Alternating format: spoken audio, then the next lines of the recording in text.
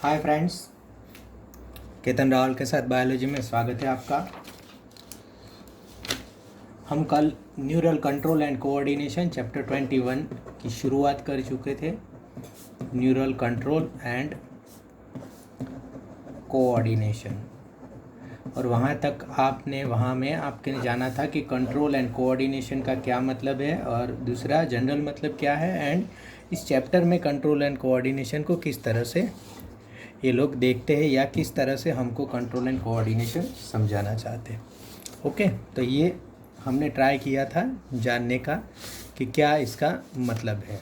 अब देखो, neural control and coordination का यहाँ पे ये मतलब है कि एक तो कंट्रोल कर सके हमारी चीज़ों का, और एक और कोऑर्डिनेशन का मतलब है दूसरे ऑर्गन के साथ, कौन से अदर ऑर्गन के साथ कोऑर्डिनेट करके हमारी पूरी बॉडी चले। बराबर, हमने एनसीईआरटी ने भी एक एग्जांपल दिया था और हमने समझ भी लिया था। अब धीरे धीरे ये जो है वो न्यूरल कंट्रोल एंड कोऑर्डिनेशन का मीनिंग जाना और ऊपर ऊपर से चीज़ें जाना। बराबर, आज हम थोड़ा इसमें जाएंगे कि न्यूरल सिस्टम है क्या, मतलब न्यूरल सिस्टम, एंड देन फिर हम जाएंगे human neural system. Neural system का ऊपर थोड़ा सा पैराग्राफ दिया है कि न्यूरल सिस्टम क्या है, किस तरह से है। तो हाईली स्पेशलाइज सेड, इसमें क्या लिखा है, the neural system of animals is composed of highly specialised cells called neurons. बराबर, ये जो न्यूरल सिस्टम है वो हाईली स्पेशलाइज्ड सेल से बनी हुई है, स्पेशलाइज्ड सेल। बराबर, तो ये स्पेशलाइज्ड सेल्स आपको पढ़ने पड़ेंगे। क्या है सेल, पढ़ेंगे हम, सेल भी क्या है वो भी बराबर देखेंगे एंड पढ़ेंगे। तो ये न्यूरल सिस्टम क्या है, हाईली स्पेशलाइज्ड सेल से बनी हुई है, हाईली स्पेशलाइज्ड सेल से बनी हुई है और उसको क्या कहते हैं, न्यूरॉन और नर्व सेल्स। ऐसा नहीं कि सिर्फ न्यूरल सिस्टम ही अलग टाइप के सेल से बनी हुई है, जितने भी सिस्टम, जब हम हार्ट का देखा था कार्डियक सिस्टम तो वो भी अलग टाइप के सेल से बनी हुई है। जब हम किडनी का देखा था तो वो भी नेफ्रॉन्स जो है वो अलग टाइप के सेल है। लीवर का देखा था तो हिपोसाइट्स भी क्या है, अलग टाइप के सेल्स हैं। तो जो सिस्टम होती है उनके टाइप्स के सेल होते हैं, उनके पास अपने टाइप के सेल होते हैं। तो हर एक सेल के बारे में हमको जानना होता है कि सेल कैसे, हाँ। फिर हमने लोकोमोशन एंड मूवमेंट में देखा था, तो हमने देखा था ना कि मसल्स के सेल कैसे होते हैं, फाइबर वाले, जेड वाला और ये सब। तो ये जो चीज़ है वो मसल्स के लिए। तो ऐसे न्यूरल सिस्टम के लिए भी क्या है, नर्व सेल्स है, और नर्व सेल्स भी क्या है, हाईली स्पेशलाइज्ड सेल है, और वो नर्व सेल भी ऐसा सेल आता है जो न्यूरल सिस्टम चलाता है। अब आप मुझे बताओ, नर्व सेल्स का करता क्या होगा, कैसे करता है, वो चीज़ जाननी होती है। क्या करता है इसमें कोई बहुत ज़्यादा दिमाग नहीं लगाना। अगर आपको कोई कहे कि नेफ्रॉन क्या करता है तो आपके लिए बहुत ही इजी चीज़ है। क्या करता है, ब्लड का फिल्ट्रेशन करता है। क्लियर है कि नहीं, या ब्लड का प्यूरीफायर है, ये ब्लड को प्योर करता है। तो इसमें से क्या करता है, यूरिया को निकालता है और बहुत सारा कचरा निकालता है। तो ये ब्लड का फिल्ट्रेशन कैसे करता है, वो जब पूछे तब आपको थोड़ा टेक्निकल जाना पड़ता है कि हाँ किस तरह से ये फिल्ट्रेशन करता है। पर जब क्या करता है वो पूछे तो आपके लिए बहुत ही ईजी चीज़ है, सारे के सारी। लीवर क्या करता है, तो ये लोग जो है फूड स्टोरेज करते हैं, ग्लूकोज और ग्लाइकोजन को ग्लूकोज में तोड़ते हैं, ग्लूकोज ज़्यादा होता है तो ग्लाइकोजन बनाते हैं। और मेन क्या है, केमिकल फैक्ट्री ऑफ बॉडी है, तो इस तरह का काम ये लोग करते हैं। तो आपको क्लियर पता होना चाहिए एक ऑर्गन देख के कि इसका सेल काम क्या करता होगा। तो यही भी न्यूरल सिस्टम के आपको देख के पता होना चाहिए कि न्यूरॉन एक्चुअली काम क्या करता होगा। तो दो ही तो काम है, इम्पल्स का कंडक्शन, यहाँ से इंफॉर्मेशन आ रही उसको लेना और प्रोसेस करके इंफॉर्मेशन वापस देना। क्लियर हुआ मामला, बराबर। क्या करते हैं, इम्पल्स का ऐसे कंडक्शन करते हैं, कंडक्शन इम्पल्स, और ये जनरेशन, मतलब फिर जो है वापस इम्पल्स का जनरेशन। बस यही सीखना है, यही चैप्टर है। पर ये चैप्टर कैसे, अगर आप पूछोगे कि ये काम कैसे करता है, तभी जो ये काम करता है। जैसे कि आप पूछो कि डॉक्टर क्या करता है, तो आपके लिए एकदम इजी वर्ड है कि इलाज करता है। अब इलाज कैसे करता है इसके लिए तो फिर कहेंगे कि 10 साल पढ़ो। फिर आप कहते हैं कि सीए क्या करता है, आप कहोगे हिसाब करता है, तो फिर आप पूछोगे हिसाब कैसे करता है, आप कहोगे फिर 10 साल पढ़ो। तो ऐसी चीज़ें यहाँ पे न्यूरॉन क्या करता है, तो कंडक्शन करता है। अब आप पूछोगे कैसे करता है, तो मैं क्या कहूँगा, लेक्चर भरो। पर आगे जो है वो लेक्चर देखो तो आपको पता चलेगा कि ये कैसे करता है। यहाँ पे अब आप चैप्टर 4 में हम पूरा देख चुके हैं, चैप्टर 4 में कि कैसे कैसे हाइड्रा से लेके हमने यहाँ ममाल्स तक किस तरह से नर्वस सिस्टम बढ़ा है, बराबर। तो आप क्या कहते हैं, पहले ये लोग यहाँ पे जो लिखा है ना, इस चैप्टर का जो एक्सक्लूसिव सेंटेंस है ना, वो आपको याद रखना पड़ेगा। क्या कहता है, the neural organisation is very simple in lower invertebrates. Invertebrates होते हैं, वर्टेब्रेट्स आपको पता है इन्वर्टेब्रेट्स क्या है, इन्वर्टेब्रेट्स होते हैं, इसमें न्यूरल ऑर्गेनाइजेशन जो है वो क्या होती है, very simple. For example hydra में क्या होता है, hydra it is composed of network of neurons. जैसे हाइड्रा होती है तो इसमें क्या है, नेटवर्क ऑफ न्यूरॉन से बना होता है, कि माइंड जैसा स्ट्रक्चर पूरा अलग से नहीं बनता। The neural is better organised in insect where a brain is present along with a number of ganglia. Ganglia तब भी मैंने समझाया था, फिर से गैंग्लिया समझ लो। यहाँ इंसेक्ट में आते आते, हाइड्रा से इंसेक्ट में आते आते थोड़ा ब्रेन अच्छा डेवलप होता है, ब्रेन के साथ क्या होता है, गैंग्लिया भी होता है। जब मैं इंसेक्ट आपको बता रहा था, समझो कि ये इंसेक्ट है और यहाँ उसका ब्रेन है, तो यहाँ ऐसे गैंग्लिया होते हैं। गैंग्लिया का क्या मतलब है, अब समझो, मैंने ये एग्जाम्पल लिया था, ये क्या है, ये समझो इलेक्ट्रिसिटी बोर्ड है या पावर स्टेशन है, और यहाँ पे सब जगह आपके ये खंभे हैं, और ये यहाँ से आपके घर बिजली आती है। तो आपको पता है बीच बीच में क्या होता है, DP. What is full form of DP, distribution point. बीच बीच में क्या होता है, डीपी होता है। और डीपी क्यों होता है, क्योंकि ये इतने इलाके की जो चीज़ है वो यहाँ से आगे जा सके, यहाँ से डिस्ट्रीब्यूट हो सके। समझ में आए, इतने छोटे से इलाके की जो चीज़ है वो यहाँ से डिस्ट्रीब्यूट हो सके और थोड़ा बहुत यहाँ से काम हो सके, छोटा सा पावर स्टेशन का काम यहाँ से भी हो सके। मतलब एक सोसाइटी होगी तो सोसाइटी के बाहर क्या होगी, डीपी। तो यहाँ से मतलब पावर स्टेशन से सीधा डीपी में लाइट आएगा, डीपी से फिर वहाँ पे डिस्ट्रीब्यूट होगा। तो बस सेम टू सेम काम गैंग्लिया का है। अब देखो यहाँ पे ब्रेन है, तो ब्रेन का तो मेन काम है, बड़ी बड़ी चीज़ें यहाँ ब्रेन के पास आएगी, पर यहाँ छोटी सी जो चीज़ें हैं, छोटे छोटे स्तर पे जो काम करने होते हैं, जैसे कि ये पार्ट जो है वो पूरा फूड डाइजेशन का है या स्टमक का है इंसेक्ट का, तो यहाँ ये गैंग्लिया जो है वो सब काम संभाल लेगा। बहुत बड़ी चीज़ होगी तभी ये ऊपर तक जाएगी। जब आप रिफ्लेक्स एक्शन देखोगे तब मैं आपको बताऊँगा गैंग्लिया क्या इंपॉर्टेंस है। अभी आपको पता चला गैंग्लिया छोटा ब्रेन ही होता है पर उसके आसपास के लेवल का। क्लियर हुआ, गैंग्लिया जो है वो क्या होता है, छोटा ब्रेन ही होता है पर वो उसके आसपास के लेवल का छोटा ब्रेन है। Clear, done. तो अब क्या है कि where a brain is present along with a number of ganglia and neural tissue, the vertebrates have a more developed neural system. बराबर, क्लियर हुआ। ये आपका एनसीईआरटी का बुक है और ये आपका वो पैराग्राफ है जो मैं आपको समझाने का ट्राई करता हूँ। The neural system of all animals is composed of highly specialised cell called neurons which can detect, receive and transmit different kind of stimuli. Detect मतलब आया, समझो ये स्टिमुली आया तो उसको पता चला कि हाँ ये स्टिमुली गुस्से का है, तो डिटेक्ट किया, फिर रिसीव किया और फिर ट्रांसमिट किया। 3 चीज़ें याद रखना, बराबर। Detect, receive and transmit different kinds of stimuli. अब देखो मैंने देखा है कई बार आप लोग जो मैं बोलता हूँ ना वो याद रखते हैं और एनसीईआरटी के सेंटेंस याद नहीं रख सकते। कई बार मैं जो बोलता हूँ वो सिंपल वे में बोलता हूँ, आपको समझाने के लिए बोलता हूँ।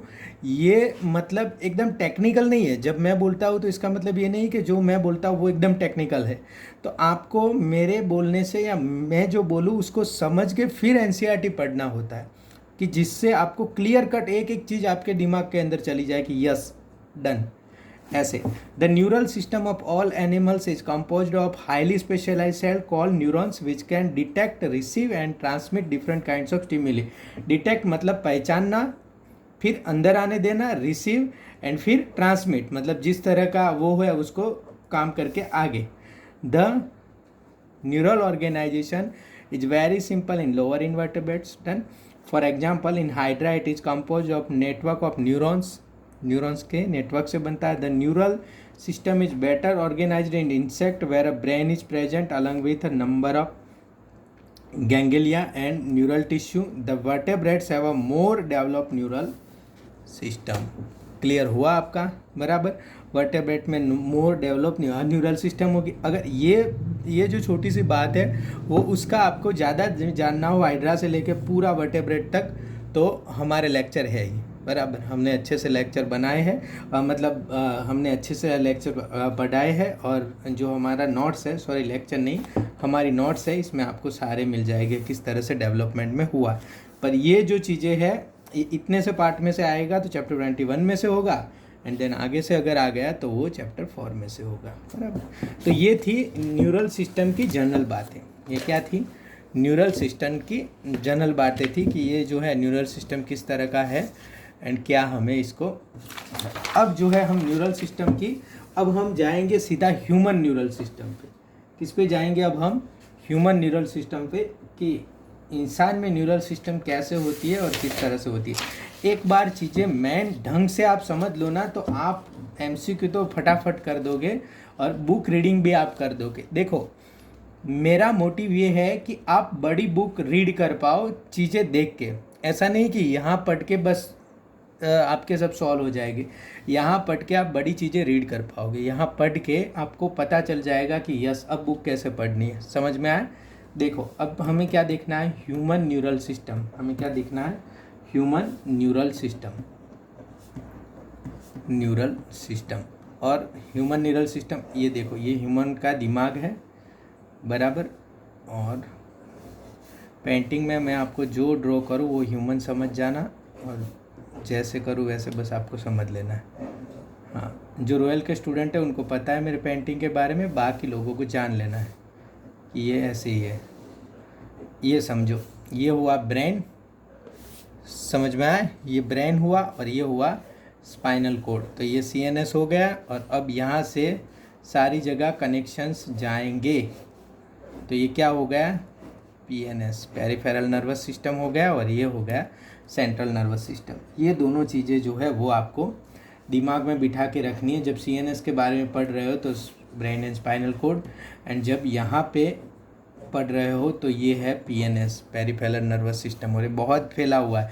ऐसे मैंने 4 ड्रॉ कर दिए, ये मत समझना कि पूरे बॉडी में एक एक ऑर्गन के एक एक टिश्यू तक जाता है, तभी जाके यहाँ महसूस हो गया। इसका मतलब क्या है? यहाँ तक न्यूरॉन आ रहा है, तो ये क्या आ रहा है? पीएनएस। सीएनएस वाला तो पार्ट ही पीछे है आपका स्पाइनल कॉर्ड में। बराबर, देखेंगे हम क्या है किस तरह से। तो अब देखो, यहाँ पे ये 2 चीज़ों में बटी हुई है, 2 बातों में बटी हुई है। बराबर। यहाँ पे हमारी ह्यूमन नर्वस सिस्टम सीएनएस एक, एंड दूसरा क्या है? PNS, peripheral nervous system and central nervous system. तो यहाँ तो क्या आता है, और यहाँ क्या होती है? सीएनएस में सारी चीज़ें प्रोसेस होती हैं। जो बड़ी चीज़ आप सोचते हो ना, जैसे कि आप अभी ये सोचोगे कि मेरा नीट में मैं 600 लाऊं तो अच्छा है कि 650 लाऊं तो अच्छा है, और यहाँ कैसे मिलेगा, तो वो सारी चीज़ें सोचने की आती है ना, तो वो कहाँ आती है? सीएनएस में आती है। फिर आप ऐसे सोचते हो और एकदम से आप देख रहे हो कि आपके सामने एक बॉल आ रहा है। बराबर, और वो आपको लग सकता है, तो आपका हाथ फटाक से उठ जाता है तुरंत। बराबर, और वो बॉल को आप कैच कर लेते हो। तो ये सोच रहे थे आप, सीएनएस थे। ये कहाँ से सोच रहे थे? यहाँ पे,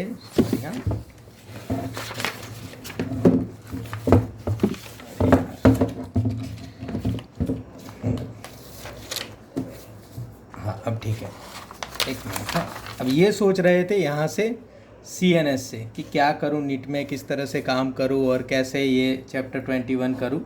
और एकदम से बॉल आया और आपके हाथ फटाक से आपका हाथ उठ के इस बॉल को कैच कर दिया। तो ये चीज़ें सीएनएस में आती हैं?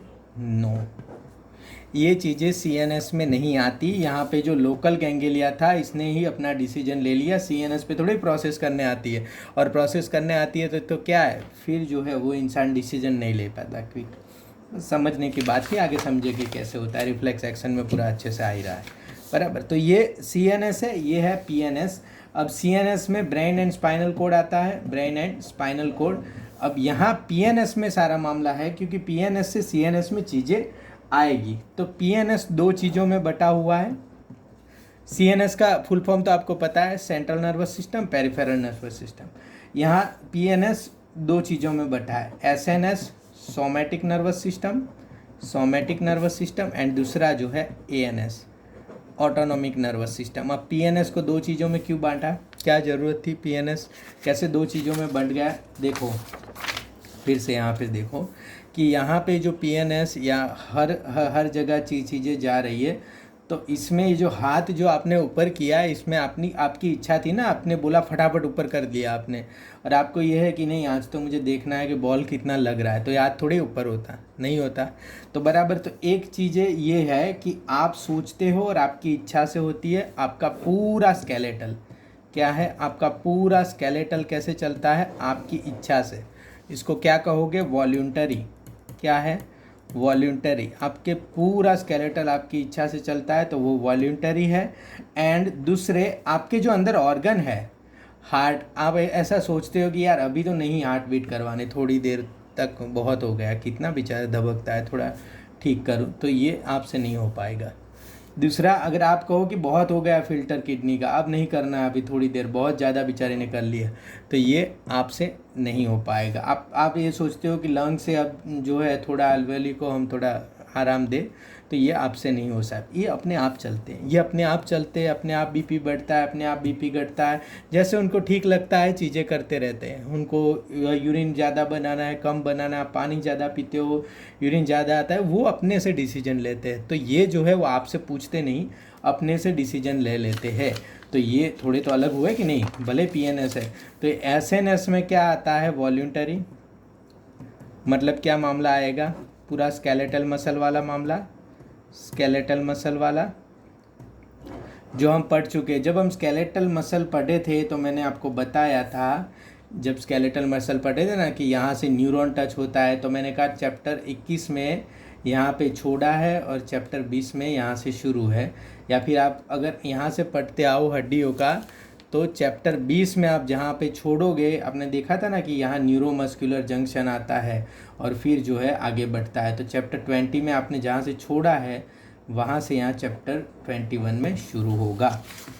हाँ, अब ये वॉल्यूंटरी है, तो ये स्केलेटल मसल में आएंगे। ANS में क्या आएंगे, इनवॉल्यूंटरी। इनवॉल्यूंटरी मतलब आपकी मर्जी जो है वो नहीं पूछते। स्मूथ मसल, ज़्यादा से ज़्यादा स्मूथ मसल और ऑर्गन जो है वो यहाँ पे काम करेंगे इनवॉल्यूंटरी ANS से। तो मुझे बताओ कि ये सिस्टम हमारे लिए इम्पोर्टेंट कौन है, ANS या CNS, SNS?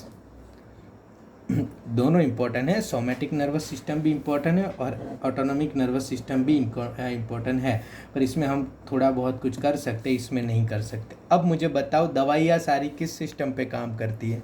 सारी दवाइयाँ जो है वो यहाँ पे काम करती है, ऑटोनॉमिक नर्वस सिस्टम पे ये काम करती है। अब ऑटोनॉमिक नर्वस सिस्टम में काम क्या है, एक बार मस्त तरह से आप काम समझ देना, फिर आप कितना भी पढ़ सकते हो इसके बारे में।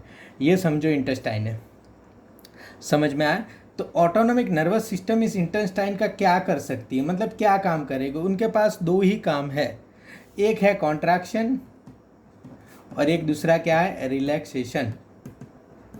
मतलब या इस इंटेस्टाइन की साइज घटाएंगे, मतलब इंटेस्टाइन ना बोलो, वेन बोल लो, इंटेस्टाइन की साइज जैसे नहीं घटाएंगे, इंटेस्टाइन बहुत बड़ी चीज़ है, वेन की साइज घटाएंगे या इसकी साइज क्या है, बढ़ाएंगे, बराबर। बस ये काम करेंगे। बहुत सारी वेन की साइज घटेगी तो ऐसे कॉन्ट्रैक्शन हो जाएगा और ऐसे रिलैक्सेशन हो जाएगा। तो बस दो ही काम इनको करना है। तो आप जब आगे जाओगे मेडिकल में तो आपको रिस्पॉन्स लेने आएंगे, आपको ऐसा रेट का इंटेस्टाइन देंगे, इसको आपसे दो दूरी से ऐसे बांधना है, फिर आपको क्या करना है, और ये जो आपका इंस्ट्रूमेंट है यहाँ से आप जैसे बांधोगे, इसके साथ यहाँ पे एक लीवर लगा होगा, उस पर पेन लगा होगा और पेन यहाँ पे रिस्पॉन्स देगी आपको। मतलब आप जब ड्रग डालोगे, ऐसी ड्रग डालोगे जिससे कॉन्ट्रैक्शन होता है, तो ये थोड़ा घटेगा, ये थोड़ा घटेगा, तो ये ऐसे ऊपर होगा। समझ में आया आपको? मतलब ये इसका साइज थोड़ा घटेगा तो ये ऐसे ऊपर होगा, ऐसे ऊपर होगा, ऐसे ऐसे जो है वो रिस्पॉन्स आपको आएगा। तो ANS पे कुल टोटल आपको मिला के 2 ही काम करने हैं, एक है कॉन्ट्रैक्शन और एक है रिलैक्सेशन। तो सारी दवाइयाँ वहीं पे वही काम कर दी है। अगर आपका समझो कि BP बढ़ गया तो क्या मतलब हुआ, ब्लड प्रेशर बढ़ा तो क्या मतलब हुआ, आपकी ये जो वेन थी कि नहीं, तो इसका एरिया जो है क्या है, घट गया, बराबर, एरिया जो है घट गया। अब एरिया घटने के बहुत चांस होते हैं, एक तो आपके अंदर यहाँ पे कोलेस्टेरॉल जमा हो गया इससे घटा हो, या जो है ये यहाँ पे इसने अपने आप को कंस्ट्रिक्ट कर लिया हो तो घटा हो। तो अगर आपका BP बढ़ जाए तो आपको जो दवाइयाँ देंगे वो क्या होगी, इसका रिलैक्सेशन करेंगे। मतलब ये थोड़ी इतनी है तो ये इतनी कर देंगे। समझ में आया? तो किस पे काम करेंगे, ANS पे ही काम करेंगे। और कौन रिलैक्सेशन करता है, बराबर। तो इसका रिलैक्सेशन करेंगे। और अगर आपका BP घट जाए, मतलब BP कम हो जाए, BP कम हो जाए मतलब क्या है, यहाँ पे प्रेशर बहुत कम हो गया, मतलब आपका ये एरिया थोड़ा ज़्यादा हो रहा है, तो ये क्या करेंगे, ये एरिया कम हो गया, मतलब ये आपकी वेन जो है वो कम करने की दवाइयाँ देंगे। समझ में आया? तो BP घटने की और BP बढ़ने की दवाइयाँ क्या होती है, ANS, पूरा दवाइयाँ सब ANS पे काम करती है। और ANS 2 ही काम करता है। अब ऐसे 2 ही काम तो कहने को है, बहुत सारे काम करता है, पर मेन जो आपका फोकस पॉइंट जो है वो आपको ये रखना है कि ये घटाता है बढ़ाता है, मतलब स्मूथ मसल पे काम करता है। तो स्मूथ मसल तो क्या ही कर देंगे, थोड़े उछल के एक दूसरे को मारेंगे। स्मूथ मसल तो या अपना एरिया थोड़ा घटाएंगे या अपना बढ़ाएंगे, और इससे जो जो एक्टिविटीज़ होती है वो कंट्रोल कर सकते हैं। अब देखो यहाँ पे ANS के फिर 2 पार्ट हैं, सिंपैथेटिक और दूसरा क्या है, पैरासिम्पैथेटिक। देखो सबके पार्ट का रीजन है। देखो यहाँ पे CNS और PNS का रीजन क्या है, ये सेंट्रल यूनिट है और PNS पूरा इन्फॉर्मेशन लाएगा आजू बाजू से, तो इसलिए दोनों रखने जरूरी है। देन SNOS और ANS क्यों है, क्योंकि ये वॉलंटरी है, यहाँ पे पूछोगे तो कोई प्रॉब्लम नहीं है, और यहाँ पे पूछोगे तो मामला सब गड़बड़ हो जाएगा। तो कुछ वॉलंटरी रखना पड़ेगा, कुछ इनवॉलंटरी रखना पड़ेगा। और अगर कुछ भी वॉलंटरी रखे ना तो फिर हमारी तो लाइफ ही क्या हो गई, फ्रीडम ही नहीं रही बिल्कुल, बराबर। तो इसीलिए ये एक SNS रखा है और एक ANS रखा है। अब ANS भी 2 है, सिंपैथेटिक और पैरासिम्पैथेटिक। ये क्यों रखा है, ये इसीलिए रखा है कि अब देखो यहाँ पे 12th में इनके बारे में ज़्यादा नहीं पढ़ने को आता, मतलब हमें न्यूरॉन समझना है, नर्व इम्पल्सिस कैसे हो, पर आप जब जैसे मेडिकल में जाओगे ये मेन पढ़ने को आएगा कि भाई ऑटोनॉमिक नर्वस सिस्टम, पूरा चैप्टर नहीं पूरा यूनिट ही आएगा, ऑटोनॉमिक नर्वस सिस्टम और सिंपैथेटिक और पैरासिम्पैथेटिक के नेचर के बारे में, और वो उसके बारे में बहुत सारी चीज़ें पढ़ने को आएगी। अब आपको ये रखना है याद, सिंपैथेटिक कि ये क्या है, ये है इमरजेंसी फंक्शन। जितने इमरजेंसी फंक्शन होते हैं वो सारे के सारे ये करती है, इमरजेंसी फंक्शन सबके सब सिंपैथेटिक सिस्टम करती है। मतलब ऐसी चीज़ें आ जाए जब आप एकदम डर जाओ, जैसे कि आप एकदम डर गए तो अब आपका हार्ट बीट बढ़ जाएगा, ये बढ़ जाएगा, वो बढ़ जाएगा, देखो आई का प्यूपिल जो है वो थोड़ा ज़्यादा हो जाएगा। वो सब चीज़ें जो है वो कहाँ से, सिंपैथेटिक सिस्टम से मैनेज होगी। और पैरासिम्पैथेटिक सिस्टम नॉर्मल रिदम जो है वो मेंटेन करता है। तो पैरासिम्पैथेटिक सिस्टम क्या करता है, नॉर्मल, मतलब नॉर्मल रिदम जो है वो मेंटेन करता है। ये ऊपर से कहने की बात है, मेन बात है। अंदर बहुत सारी चीज़ें अलग अलग है, अंदर बहुत सारी चीज़ें हैं, पर अगर नॉर्मली हम समझे तो सिंपैथेटिक सिस्टम जो है वो इमरजेंसी फंक्शन करती है, एंड पैरासिम्पैथेटिक सिस्टम है वो हमारी बॉडी की नॉर्मल रिदम पे काम करती है। समझ में आया मामला, क्लियर? ये CNS PNS क्लियर हो गया, बराबर। CNS PNS में SNS ANS क्लियर हो गया, SNS ANS में सिंपैथेटिक एंड पैरासिम्पैथेटिक क्लियर हो गया। अब देखो इसका मतलब ये नहीं कि इसमें से क्वेश्चन आएगा, इसमें से कुछ भी क्वेश्चन नहीं आएगा, पर इतना समझ के अब आप पढ़ोगे तो अब ऐसा कोई सेंटेंस ही नहीं होगा जो आपको ना पता चले, फटाफट पता चल जाएगा आपको कि यह CNS का क्या है, PNS का, SNS का, ANS का मामला क्या है, सिंपैथेटिक कैसे पढ़ना है, पैरासिम्पैथेटिक कैसे पढ़ना है, सॉल्व चीज़ें, बराबर। तो यहाँ पर अब देखो, अब आपको एक ये चीज़ देखना है कि ये PNS है, PNS से कुछ चीज़ अगर कुछ पूछना है तो यहाँ तो जाना पड़ेगा कि नहीं, बराबर। तो यहाँ जाना पड़ेगा और फिर यहाँ से प्रोसेस करके फिर यहाँ आना पड़ेगा, तो 2 वे हो गए कि नहीं, यहाँ पे एक यहाँ वे होगा कि जहाँ पीएनएस से जा रहा है, और एक यहाँ वे होगा कि जहाँ पीएनएस से आ रहा है। तो अगर हम कुछ भी करना चाहते हैं कि भाई जहाँ इन्फॉर्मेशन रही उसको रोकना चाहते, या आई है उसको रोकना चाहते दवाई दे के या कुछ भी करके, तो हमें एक तो ये जानना पड़ेगा ना कि वे को कोई नाम देना होगा। समझ में आया?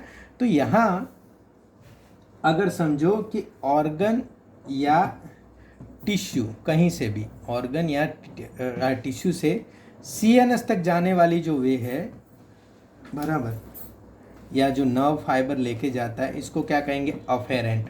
देखो ये किडनी वाले में भी हमने यूज़ किया था अफेरेंट एंड इफेरेंट आर्टियोल्स वाला।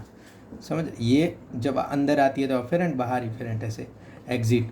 तो ये अफेरेंट मतलब ये ऑर्गन से सीएनएस की ओर जा रही है, और ये सीएनएस से ऑर्गन की ओर, मतलब प्रोसेस होके जब वापस आती है, तो ये है क्या है? इफेरेंट।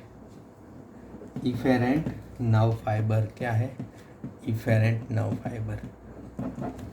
क्लियर हुआ? ये अफेरेंट नर्व फाइबर और ये क्या है? Efferent nerve fibre. दोनों नर्व फाइबर यहाँ पे आपको देखने को मिली। क्लियर? तो ये आपने समझ लिया। अब इसका बुक में क्या लिखा है वो भी देख लो, तो आपका मामला बिल्कुल ही क्लियर हो जाए कि ये किस तरह से चीज़ें।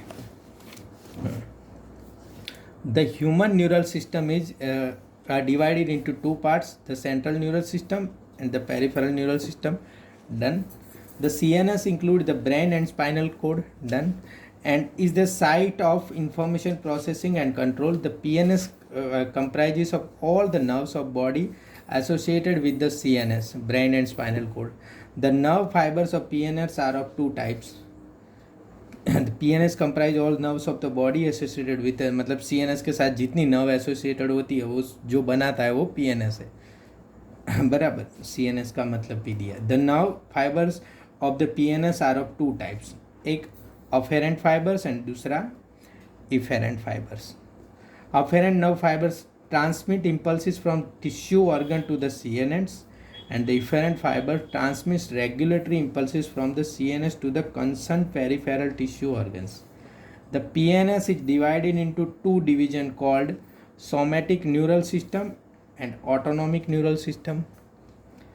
The somatic neural system relays impulses from CNS to skeletal muscle, while the autonomic neural system transmits impulses from CNS to involuntary organs and smooth muscle of the body.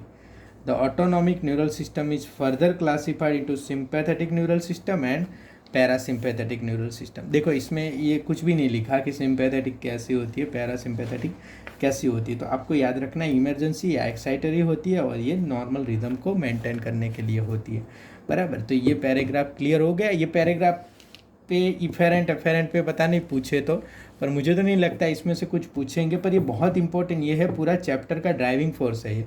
आपको पूरा चैप्टर समझने में पता चलेगा कि किस तरह से पूरा चैप्टर जो है वो अरेंज हुआ है। बराबर, समझ में आ गया आपको? तो ये ह्यूमन न्यूरल सिस्टम। अब हम जाएंगे आगे न्यूरॉन पे। अगले लेक्चर में हम किसके बारे में पढ़ेंगे? न्यूरॉन के बारे में पढ़ेंगे कि न्यूरॉन क्या है, और हम देखेंगे कि न्यूरॉन में से ऐसी कोई चीज़ है कि जो पूछ सकते हैं। न्यूरॉन में से आपका क्वेश्चन आएगा आएगा एंड आएगा, तो इसमें हम अच्छे से न्यूरॉन को पढ़ेंगे। Thank you friends, thank you very much.